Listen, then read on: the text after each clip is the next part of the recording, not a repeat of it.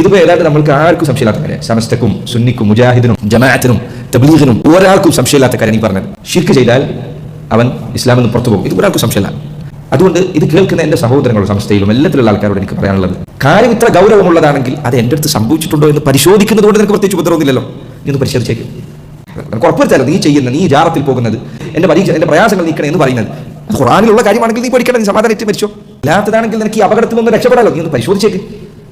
മുസ്ലിങ്ങളായ എൻ്റെ പ്രിയപ്പെട്ടവരെ, നിങ്ങൾ ഉസ്താദുമാർ പറയുന്നത് തൊണ്ടലോടാതെ വിഴുന്നതിന് മുമ്പ് ഒന്ന് പരിശോധിക്കുക.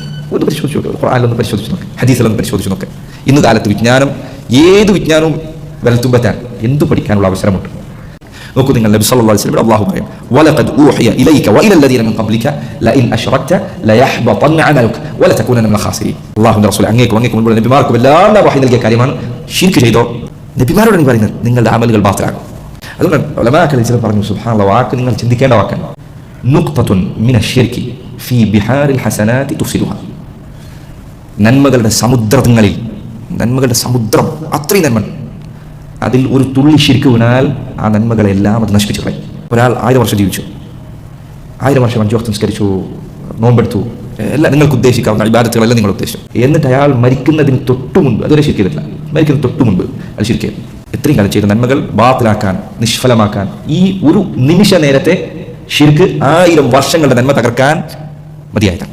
അതുകൊണ്ട് സഹോദരങ്ങളെ, ജീവിതത്തിൽ ശിർക്ക് വന്നിട്ടുണ്ടോ എന്ന ഒരു പരിശോധന നമുക്ക് വേണം, നിർബന്ധമായിട്ടും വേണം.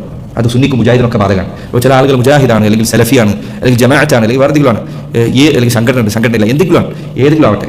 ചില ആളുകൾ എനിക്കെങ്ങനെ, ഞാനിതൊക്കെ പഠിച്ചതാണ്, ഞാനിത് പഠിക്കണം. നോക്കൂ, നിങ്ങൾ ഇബ്രാഹിം നബിയുടെ ചരിത്രം വായിക്കുമ്പോൾ നിങ്ങൾ അതിൽ തുടക്കത്തിൽ വായിക്കുന്ന ചരിത്രങ്ങളും അങ്ങനെ അദ്ദേഹം എന്താ ചെയ്തത്? അദ്ദേഹം വിഗ്രഹങ്ങൾ തകർത്തയാണ്. വാപ്പയാണ് വിഗ്രഹം ഉണ്ടാക്കുന്നത്. ആ വിഗ്രഹങ്ങൾ തൻ്റെ കൈ കൊണ്ട് തല്ലി ഉടച്ച മനുഷ്യനാണ്. എന്നിട്ട് അദ്ദേഹം ദുആ ചെയ്യണം, റബ്ബി ജഅൽ ഹാദാ ബലദൻ ആമിന വജ്നുബ്നി വബനിയ അൻ നഅ്ബുദൽ അസ്നാം. അല്ലാഹുവേ, ഈ നാടിനെ നീ നിർഭയമുള്ള നാടാക്കി മാറ്റണേ. വജ്നുബ്നി വബനിയ അൻ നഅ്ബുദൽ അസ്നാം. വജ്നുബ്നി, അല്ലാഹുവേ, എന്നെ നീ കാത്തുരക്ഷിക്കണേ. വബനിയ, എൻ്റെ മക്കളെ നീ കാത്തുരക്ഷിക്കണേ. അൻ നഅ്ബുദൽ അസ്നാം, ഞങ്ങൾ വിഗ്രഹങ്ങളെ ആരാധിക്കുന്നതിൽ നിന്ന് റബ്ബേ നീ ഞങ്ങളെ കാക്കണേ. വിഗ്രഹങ്ങൾ തകർത്തൊരു മനുഷ്യൻ്റെ ദുആ ആണ്. അബ്ദുല്ലാഹ് ബിൻ ജദ്ആൻ എന്നൊരു മനുഷ്യൻ മുശ്രിക്കുകളുടെ കൂട്ടത്തിലുണ്ടായിരുന്നു. ഓരോ ഹജ്ജിനും അയാൾ 700 70 എത്ര 100 കണക്കിന് ഒട്ടകങ്ങൾ, അതിൻ്റെ പുറത്തുള്ള വിഭവങ്ങൾ ഹജ്ജിന് വരുന്ന ആളുകൾക്ക് ദാനം ചെയ്യുമായിരുന്നു. അത്രയും ദാനധർമ്മിയായിരുന്നു. അയാൾ കുടുംബബന്ധം ചേർക്കും, പല നന്മകൾ ചെയ്തിരുന്ന മനുഷ്യനാണ്. അയാളെക്കുറിച്ച് ഒരിക്കൽ ആയിഷ റളിയല്ലാഹു അൻഹ ചോദിച്ചു, അല്ലാഹുവിന്റെ റസൂലേ, അബ്ദുല്ലാഹ് ബിൻ ജദ്ആൻ അയാൾ ചെയ്ത നന്മകൾ എന്തെങ്കിലും ഉപകരിക്കുമോ? നബി സല്ലല്ലാഹു അലൈഹി വസല്ലം അവിടെ പറഞ്ഞ മനുഷ്യർ ദിവസത്തിൽ ഒരിക്കൽ പോലും അസ്തഗ്ഫിറുല്ലാഹ് എന്നൊരു വാക്ക് പറഞ്ഞിട്ടില്ല. അവൻ്റെ പ്രവർത്തനം സ്വീകരിക്കും. തൗഹീദുള്ളവനായിട്ടല്ല മരിച്ചത്.